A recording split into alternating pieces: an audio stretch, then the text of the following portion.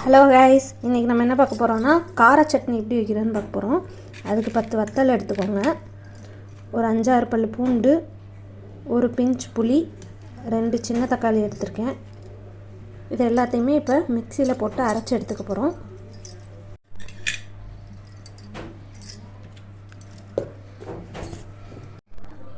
இப்போ மிக்சியில் நல்லா அரைச்சி எடுத்துட்டோம். அது எல்லாமே அப்படியே பச்சையாக போட்டு இந்த அளவுக்கு அரைச்சிருக்கோம். உங்களுக்கு தேவையான அளவுக்கு கன்சிஸ்டன்சிக்கு தண்ணி ஊற்றிக்கோங்க, உப்பு போட்டுக்கோங்க. இதை இப்போ தாளிக்க போகிறோம். இப்போ தாளிக்கிறதுக்கு அடுப்பு ஆன் பண்ணி ஒரு பேன் வச்சுக்கிட்டு இதில் நல்லெண்ணெய் ஊற்றி தாளிக்கணும். ஒரு 3 டேபிள் ஸ்பூன் அளவுக்கு நல்லெண்ணெய் ஊற்றிக்கோங்க. ஆயில் கொஞ்சம் ஹீட் ஆனதும் இப்போ அதுக்கு ஒரு ஸ்பூன் அளவுக்கு ஒரு ஸ்பூன் கடுகு உளுந்தம் பருப்பு போட்டுக்கோங்க. போட்டுட்டு கொஞ்சம் கருவேப்பிலை,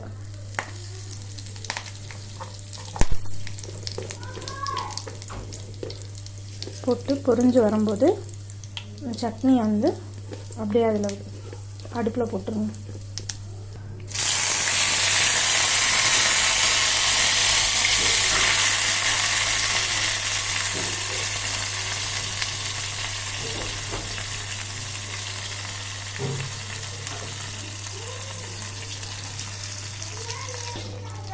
இப்போ அடுப்பில் ஒரு 5 மினிட்ஸ்க்கு ஏன்னா பச்சையை அரைச்சிருக்கோம், ஒரு 5 மினிட்ஸ்க்கு அப்படியே அந்த இதில் ஆயிலில் கொதிக்க விடுங்க. ஒரு 1/2 ஸ்பூன் உப்பு போட்டுக்கிறேன் சட்னிக்கு.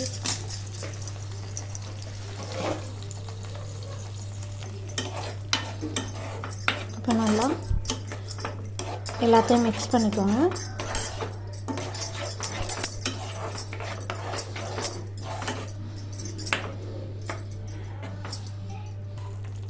இந்த மாதிரி லைட்டாக கொதிச்சு வரும்போது நீங்கள் அடுப்பு ஆஃப் பண்ணி இறக்கிக்கோங்க. இப்போது கார சட்னி ரெடி. கார பணியாரத்துக்கு நம்ம தோசை மாவு எவ்வளோ தேவையோ அந்த அளவுக்கு தோசை மாவு எடுத்துக்கிட்டேன். ஒரு 5 பல்லாரி குட்டி குட்டியாக கட் பண்ணி வச்சுருக்கேன். 2 பச்சை மிளகாவை கட் பண்ணி வச்சுருக்கேன். இப்போ இந்த மாவில் ஒரு ஸ்பூன் உப்பு, சோடாப்பு இருந்துச்சுன்னா சோடாப்பு போட்டுக்கலாம், இல்லை நார்மல் சால்ட்டும் குக்கிங் சால்ட் போட்டுக்கலாம். ஸோ ஒரு ஸ்பூன் உப்பு போட்டுட்டு இந்த பல்லாரி எல்லாத்தையும் அந்த மாவோடு மிக்ஸ் பண்ண போகிறோம். வெங்காயம், பச்சை மிளகா, சால்ட்டு எல்லாத்தையும் போட்டு இப்போது இதை நல்லா மிக்ஸ் பண்ணிக்க போகிறோம். மாவு கொஞ்சம் கட்டியாக இருந்துச்சுன்னா லைட்டாக மட்டும் தண்ணி ஊற்றிக்கோங்க. தண்ணி ஊற்றிட்டு நல்லா எல்லாத்தையுமே உப்பு, வெங்காயம் எல்லாமே மாவோட சேர்ந்து மிக்ஸ்அப் ஆகிற மாதிரி நல்லா மாவை கலக்கிக்கோங்க. இப்போது நமக்கு கார பணியாரத்துக்கு ரொம்ப தண்ணியாக இருக்கக்கூடாது, கொஞ்சம் கட்டியாக தான் இருக்கணும். கார பணியாரத்துக்கு மாவு ரெடி. இப்போ நம்ம கார பணியாரத்தை பணியார சட்டியில் போட்டு எடுக்கலாம். இப்போது அடுப்பு ஆன் பண்ணி பணியார சட்டியை மேலே வச்சுக்கிட்டாச்சு. இதில் எல்லா குழிலையுமே லைட்டாக எண்ணெய் ஊற்றிக்கோங்க.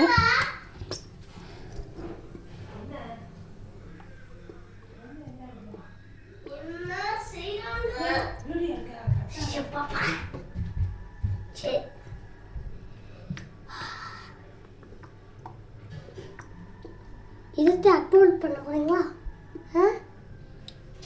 ஐயோ, ஸோ எல்லாத்துலேயுமே லைட்டாக எண்ணெய் ஊற்றிட்டு, ஏன்னா அப்போ தான் நமக்கு பணியாரம் ஒட்டாமல் வரும் அந்த பாத்திரத்தில்.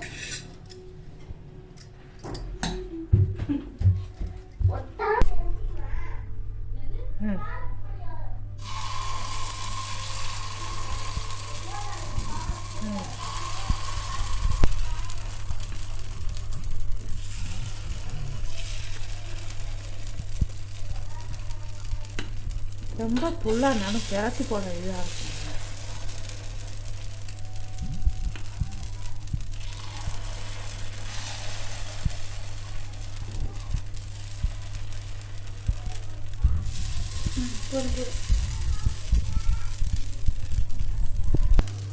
இந்த மாதிரி எல்லாத்துலேயும் கரெக்டாக அந்த ஷேப்புக்கு ஏற்ற மாதிரி ஊற்றிட்டு ஒரு 5 to 10 minutes மூடி வச்சுருங்க. அப்பப்போ நீங்கள் வந்து நல்லா அது வெந்து உப்பி போய் வரணும். அந்த மாதிரி அப்பப்போ திறந்து பார்த்துக்கோங்க வெந்திருக்கா இல்லையான்னு. இப்போது 5 to 10 minutesக்கு அப்புறம் திறந்து பார்த்தீங்கன்னா இந்த மாதிரி உப்பி போய் வந்திருக்கணும். இப்போ இதை ஒன்று ஒன்றா எடுத்துருவோம்.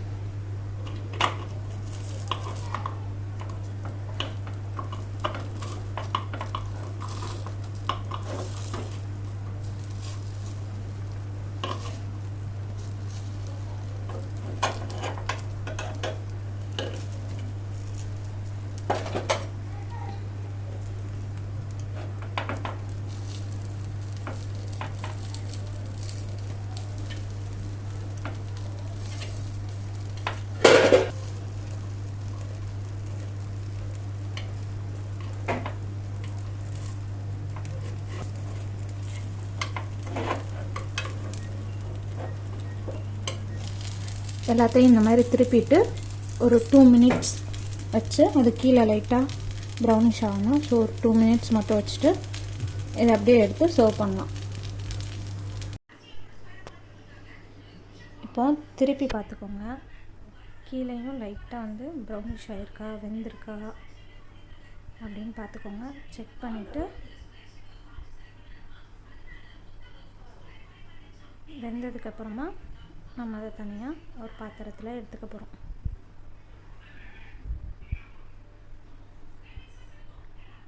ஸோ இப்போ எல்லாம் வெந்துருச்சு. ஸோ அதை வந்து நான் குத்தி தனியாக பாத்திரத்தில் எடுத்து வச்சுக்கிறேன். எடுத்து வச்சுட்டு இப்போ இந்த கார பணியாரம் வித் கார சட்னியை டேஸ்ட் பண்ணி பார்க்க போகிறோம். நீங்களும் இதை உங்கள் வீட்டில் ட்ரை பண்ணி பாருங்கள், கண்டிப்பாக உங்களுக்கும் பிடிக்கும். இது ஈஸியான dinner dish. Cute baby channel பிடிச்சிருந்துச்சுன்னா சப்ஸ்கிரைப் பண்ணுங்கள், லைக் பண்ணுங்கள், ஷேர்